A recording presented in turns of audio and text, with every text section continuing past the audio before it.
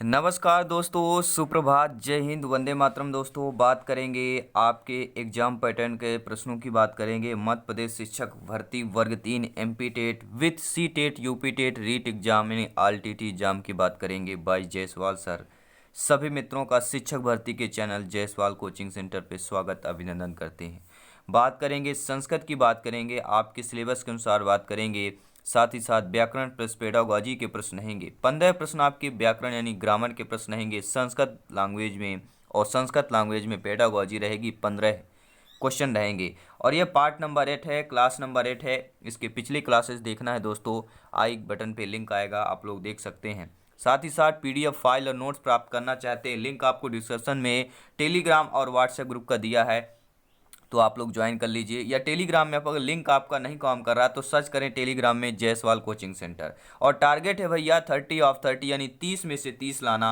और संस्कृत ऐसा सब्जेक्ट है यहाँ पर आपके 30 में से 28 मार्क्स ला ही सकते हैं। जी हाँ दोस्तों, तो चलिए शुरू करते हैं संस्कृत व्याकरण प्लस पेडागॉजी की क्लास नंबर 8 का। पहला प्रश्न स्क्रीन पर आ चुका है। स्पेशल शिक्षक भर्ती की तैयारी का चैनल है, सभी लोग ज्वाइन कर लेंगे, लाइक और शेयर कर लेंगे। पहला प्रश्न स्क्रीन पर आ चुका है। प्रश्न क्या पूछा जा रहा है, ध्यानपूर्वक देखिएगा।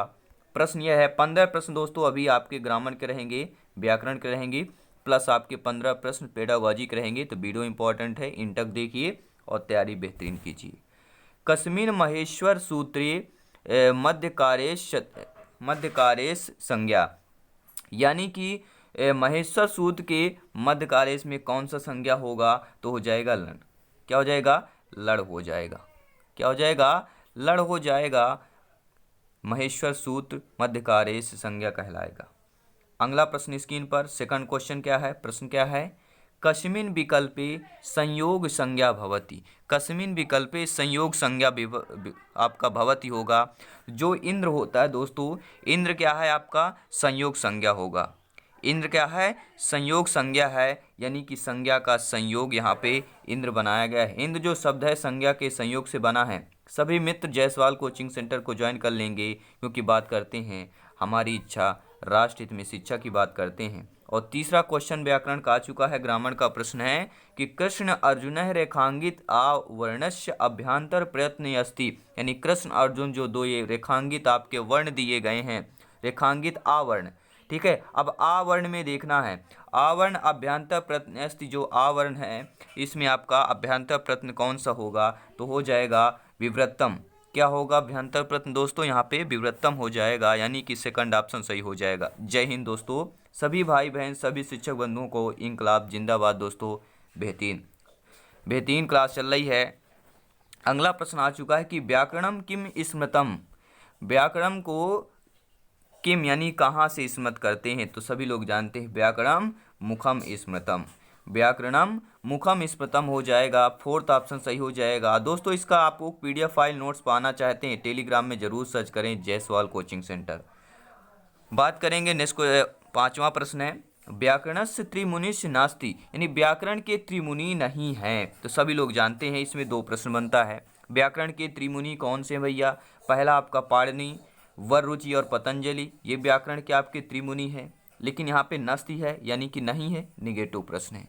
और निगेटिव प्रश्न 2 से 3 क्वेश्चन आते ही आते हैं आपके आउट ऑफ 30 में से। तो व्याकरणस्य त्रिमुनिश नस्ति कयट, कयट जो है आपके व्याकरण के त्रिमुनि नहीं है।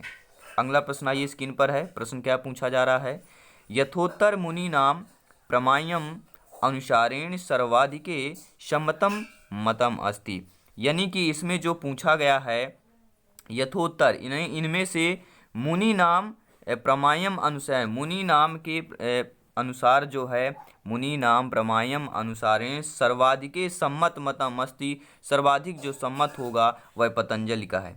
किस पर है? पतंजलि का है। थर्ड ऑप्शन सही हो जाएगा। सभी आपके संभावित प्रश्न एग्जाम में आने वाले प्रश्न हैं, या सभी आपके टीटी एग्जाम में आए हुए प्रश्न हैं। अगला प्रश्न है, महेश्वर सूत्रेषु कस्य वर्णस्य द्विवारम उपदेशम अस्ति।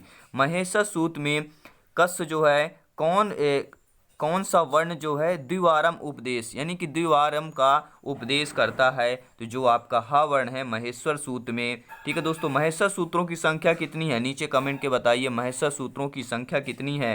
तो सभी लोग जानते हैं तो कमेंट कर दीजिए। महेश्वर सूत्रेषु कस्य वर्णस्य द्विवारम उपदेशम अस्ति, तो हा वर्णस्य क्या हो जाएगा, हा वर्णस्य द्विवारम उपदेशम अस्ति हो जाएगा। अगला प्रश्न स्क्रीन पर है। प्रश्न क्या पूछा जा रहा है, ध्यानपूर्वक प्रश्न को देखेंगे। अष्टाध्यायी अनुसारणे वर्णाय भवन्ति, अष्टाध्यायी के अनुसार वर्ण कितने हैं, तो अष्टाध्यायी के अनुसार जो है वर्णों की संख्या 42 है। कितनी भैया, 42 है। अष्टाध्यायी के अनुसार वर्णों की संख्या कितनी है, तो 42 है। और अगला प्रश्न स्क्रीन पर है कि क्या पूछा जा रहा है भैया, पूछा जा रहा है कि चक्न्तु पदे यम अस्ति, जो चक्न्तु पद है यम अस्ति कौन होगा, तो द्वितीय खकारय होगा। कौन सा होगा, द्वितीय खकारय हो जाएगा। सेकंड ऑप्शन सही हो जाएगा। अगला प्रश्न स्क्रीन पर दोस्तों, संस्कृत में अभी आपको बहुत सारे काव्य परिचय बाकी हैं, ठीक है दोस्तों। व्याकरण के बहुत सारे प्रश्न बाकी है, समास आपका हो गया, संधि हो गया, सब कुछ लाने वाले हैं, घबराने की जरूरत नहीं है। ये इंपॉर्टेंट है, संधि समास आप लोग जानते हैं, लेकिन हम बेसिक्स यानी कि तैयारी 30 ऑफ 30 कर रहे हैं। एक भी प्रश्न छूट कर नहीं जाने वाला है, पूरी फुल तैयारी होगी और ये 90 दिनों में बेहतरीन तैयारी करेंगे। अभी आपके पास इतना समय है कि आप शुरू से फिर से तैयारी कर सकते हैं और एक प्लेलिस्ट उठा के बेहतरीन तैयारी कीजिए और अपना सपना, अपने परिवार का सपना पूरा कीजिए। एक सरकारी सीट आपकी पक्की होगी। प्रश्न है कि संस्कृते प्रत्याहार भवन्ति, संस्कृत में प्रत्याहार कौन सा होगा। संस्कृत में प्रत्याहार कितने भैया, तो द्विचत्वारिंश क्या हो जाएगा, सेकंड ऑप्शन सही हो जाएगा। द्विचत्वारिंशत आपकी संस्कृत में प्रत्याहार हैं। तो संस्कृत में प्रत्याहारों की संख्या कितनी है, द्विचत्वारिंशत क्या होगा, द्विचत्वारिंशत जो है संस्कृत में प्रत्याहार हैं। अगला प्रश्न आ गया है। अगला प्रश्न स्क्रीन पर है। प्रश्न क्या है, वर्णा नाम आदर्शने का संज्ञा भवति, वर्णों में आदर्श में कौन सा संज्ञा होगा, तो जो लोप होता है वह आपका आदर्शने संज्ञा कहलाता है। वर्णों में जो आदर्शे संज्ञा होता है, जहाँ पर लोपय होता है, वह आपका आदर्शने संज्ञा कहलाता है। दोस्तों संख्या में भी आता है, एक प्रश्न संख्या में आ जाएगा कि हिंदी में दिया रहेगा और उसमें आपको बताना पड़ेगा। तो संख्या से यानी 1 से लेकर 100 तक संख्याएं आपको संस्कृत में आनी चाहिए। यहाँ से भी 1 से 2 प्रश्न आते हैं, ये लोग आप लोग कहीं से भी पढ़ सकते हैं, इनको भी सम्मिलित करेंगे आपके क्वेश्चन में आने वाले क्लासेज में। ईषद विपत प्रयत्नावर्णाय सन्ति, ईषद विपत में प्रयत्नों की वर्ण कौन सा होगा, तो ईषद विपत प्रयत्न जो है वर्ण आपके हो जाएंगे शा शा हा। कौन सा होगा आपका, सा शरीफा वाला शाह, खटकोण वाला शाह, शाह सरौता वाला शाह और हा हलवाई। ठीक है, ये क्या है, ईषद विव्रत प्रत्यय वर्ण कहलाते हैं और सभी लोग जानते हैं ये ऊष्म व्यंजन कहलाते हैं। ऊष्म वर्ण कौन से हैं, शा शा शाहा, ये ऊष्म वर्ण भी कहलाते हैं, ये भी नोट कर लेंगे। ऊष्म वर्ण आपके कौन से हैं, और ईषद विव्रत प्रत्यय आपके शा शा शाहा कहलाते हैं। अगला प्रश्न स्क्रीन पर है। प्रश्न है कि अष्टधाई इत्येषु असिद्ध पदानाम संख्याय अस्ति, अष्टधाई के इत्येषु असिद्ध पदों में संख्याएं कितनी हैं, तो अष्टधाई के असिद्ध जो है पदों में संख्याएं आपकी 3 हैं। नोट कर लेंगे कितनी हैं आपके, 3 हैं। और अष्टधाई में कितनी अध्याय हैं, तो 8 अध्यायों का समूह ही अष्टधाई बना है दोस्तों। अगला प्रश्न आ चुका है, स्क्रीन पर प्रश्न है और यह प्रश्न रिपीट हो गया है। अगला प्रश्न ले रहे हैं, स्क्रीन पर है कि पदार्थम आवश्यकम अस्ति, पदार्थ का आवश्यक कहाँ होता है, क्यों होता है, तो उभयो एकम, पदार्थम आवश्यकम उभयो एकम अस्ति हो जाएगा, फोर्थ ऑप्शन सही हो जाएगा। अगला प्रश्न स्क्रीन पर आ चुका है। प्रत्येक हल वर्णस्य कति बाह्य प्रत्यय भवन्ति, प्रत्येक हल वर्ण में बाह्य प्रत्यय कौन से कितने होते हैं, तो प्रत्येक हल वर्णस्य कितने होंगे, चत्वारः बाह्य प्रत्यय भवन्ति, यानी कि 4 होते हैं। प्रत्येक हल वर्ण में 4 आपके बाह्य प्रयत्न होते हैं। कितने प्रयत्न होते हैं, बाह्य। अब बात आती है पेडागोजी की। आपने ये 15 प्रश्न आपके दोस्तों कंप्लीट हो गए। वीडियो अच्छा लगा हो तो लाइक और शेयर कर देंगे। जय हिंद सभी मित्रों को, सभी शिक्षक बंधुओं को। अब बात आती है भैया पेडागोजी के। पेडागोजी के बेहतरीन 15 प्रश्न रहने वाले हैं और शिक्षण शास्त्र की जो तैयारी करता है बेहतरीन भैया, सिलेक्शन नहीं टॉप रैंक हासिल करता है, क्योंकि Jaiswal coaching centre, Jaiswal sir बात करते हैं, आपके सिलेक्शन की बात करते हैं, आपके एग्जाम में संभावित प्रश्नों की बात करते हैं और एग्जाम में आए हुए प्रश्नों की बात करते हैं। प्रश्न है पहला प्रश्न पेडागोजी का, संस्कृत शिक्षणस्य उद्देश्यानि सन्ति, संस्कृत शिक्षण का उद्देश्य कौन कौन सा है। भारतीय संस्कृते ज्ञानम, शुद्धोच्चारण ज्ञानम, स्मरणीय शक्ताय वर्धनम, ये सर्वाणी। तो संस्कृत शिक्षण का जो उद्देश्य है आपका भारतीय संस्कृत का ज्ञान करना, शुद्ध उच्चारण करना, स्मरण शक्ति को बढ़ाना, वर्धनम करना, वही ये बढ़ाना हो गया। तो संस्कृत शिक्षण के उद्देश्य ये सर्वाणी हो जाएगी, यानी कि ये सभी आपके संस्कृत शिक्षण के उद्देश्य हैं। अगला प्रश्न देख लेते हैं। संस्कृत शिक्षणस्य प्राचीन पद्धति वर्ते, संस्कृत शिक्षण की प्राचीन पद्धति कौन सी है? तो सभी लोग जानते हैं संस्कृत शिक्षण की प्राचीन पद्धति जो है आपकी पाठशाला पद्धति है। कौन सी है? संस्कृत शिक्षण की प्राचीन पद्धति जो है आपकी पाठशाला पद्धति है। अगला प्रश्न स्क्रीन पर आ चुका है। प्रश्न क्या पूछा जा रहा है? मौखिक परीक्षाएं प्रकाराणि सन्ति, मौखिक परीक्षा का प्रकार कौन सा है? मौखिक परीक्षा का प्रकार कौन सा है? शलाका परीक्षा, शास्त्रार्थम परीक्षा, भाषणम। तो मौखिक परीक्षा में शलाका परीक्षा भी मौखिक परीक्षा होती है, यानी कि वाद विवाद होता है, मुख से बोला जाता है, यहाँ पे लेखन नहीं होता ना ही ठीक है। तो मौखिक परीक्षा यानी कि जो मुंह से क्वेश्चन हो, मुख से क्वेश्चन निकले और मुख से ही उत्तर निकले। तो शास्त्रार्थम में भी होता है और भाषणम में भी होता है। तो ये सभी मौखिक परीक्षा के प्रकार हैं। तो आपका सर्वाणी हो जाएगा, यानी फोर्थ ऑप्शन सही हो जाएगा। अभी तक मित्र अगर सब्सक्राइब नहीं किए सब्सक्राइब कर लेंगे, बाद में चूकिएगा मत भूलना, क्योंकि ये जो सपना है भैया, ये जो भर्ती है बार बार नहीं आती है, तैयारी बार बार नहीं हो पाती है दोस्तों। तो सब्सक्राइब करना मत भूलेगा, क्योंकि हम बात करते हैं क्वेश्चनों की, बात करते हैं। बेहतरीन क्लास है दोस्तों। जय हिंद सभी को। बात करेंगे अगले प्रश्न की। चतुर्विधि भाषा कौशलेषु, भाषा कौशल का चतुर्थ विधि कौन सा है? चतुर्विधि भाषा कौशलेषु द्वितीय कौशलम अस्ति, चतुर्विधि भाषा कौशल का द्वितीय कौशल कौन सा होता है? तो सभी लोग जानते हैं पहला श्रवण होता है, अंतिम फोर्थ आपका लेखन होता है, और द्वितीय जो होता है संभाषण होता है, और तीसरा आपका पठन होता है। ये नोट कर लेंगे सभी लोग। श्रवण पहला होता है, लेखन फोर्थ होता है, संभाषणम दूसरा होता है, और पठन आपका तीसरा होता है। तो राइट आंसर हो जाएगा संभाषणम। चतुर्विधि भाषा कौशले द्वितीय कौशलम संभाषणम अस्ति। अगला प्रश्न स्क्रीन पर है कि श्रवण कौशलस्य प्रमुखम साधनम अस्ति, श्रवण कौशल का प्रमुख साधन क्या होता है? तो श्रवण कौशल का प्रमुख साधन गुरुमुखम होता है। श्रवण कौशल का प्रमुख साधन गुरुमुखम होता है। और अगला प्रश्न आ गया स्क्रीन पर दोस्तों, सस्वर पठनम आवश्यकम अस्ति, सस्वर पठन का आवश्यक कौन सा माना जाता है? सस्वर पठन का आवश्यकम अस्ति, तो सस्वर पठन भाव ग्रहणार्थम आवश्यकम अस्ति, सस्वर पठन में भाव को ग्रहण करना आवश्यक होता है।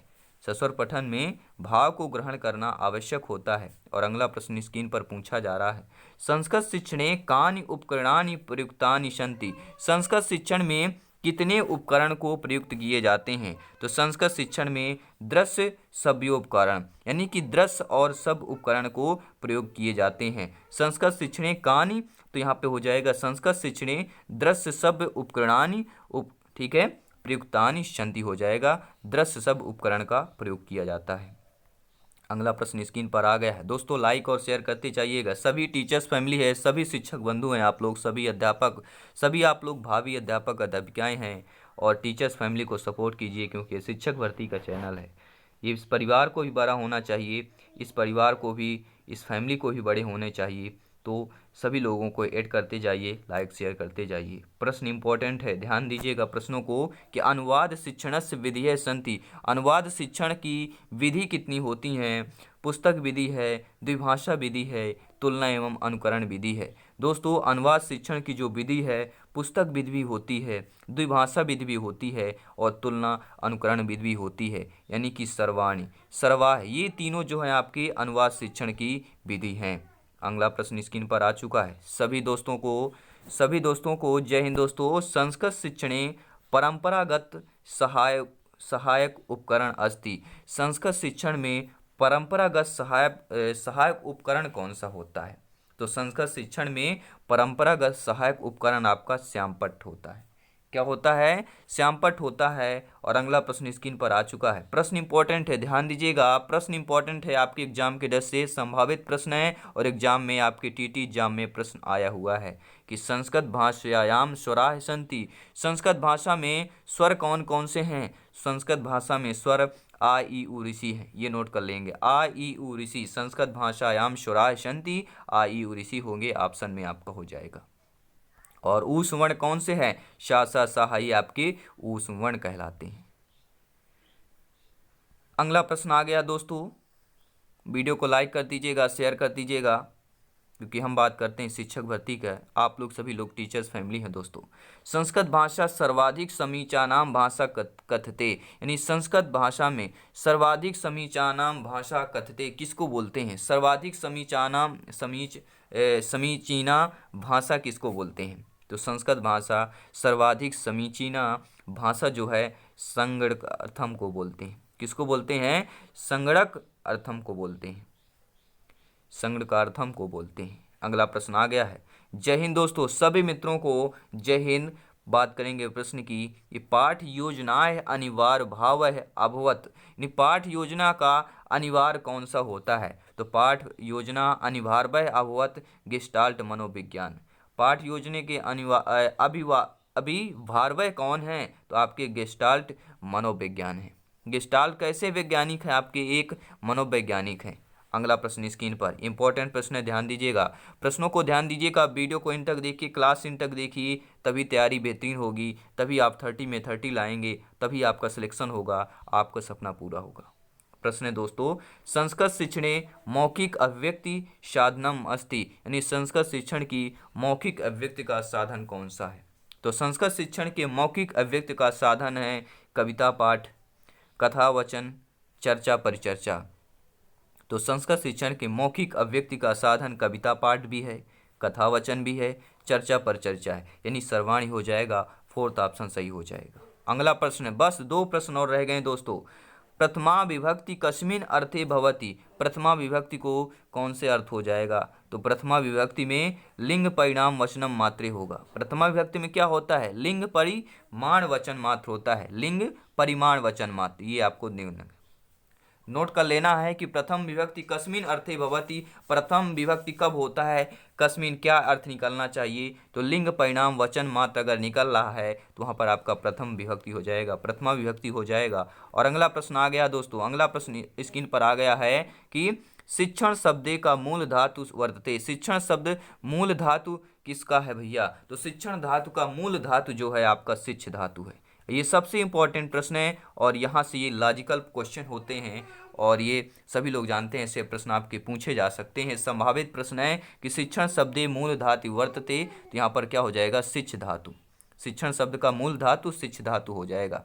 तो thanks you friends, thanks you all teachers दोस्तों। उम्मीद करता हूँ आप लोगों की क्लास से बेहतरीन लगी होगी 30 प्रश्नों की, और ऐसे ही क्लास, इससे बेस्ट क्लास देखना चाहते हैं, सभी सब्जेक्ट की क्लास देखना चाहते हैं तो आज ही ज्वाइन कर लें जायसवाल कोचिंग सेंटर, और लाइक और शेयर करते रहे, क्योंकि ये टीचर्स फैमिली है, टीचर्स फैमिली है दोस्तों, शिक्षक भर्ती का चैनल है।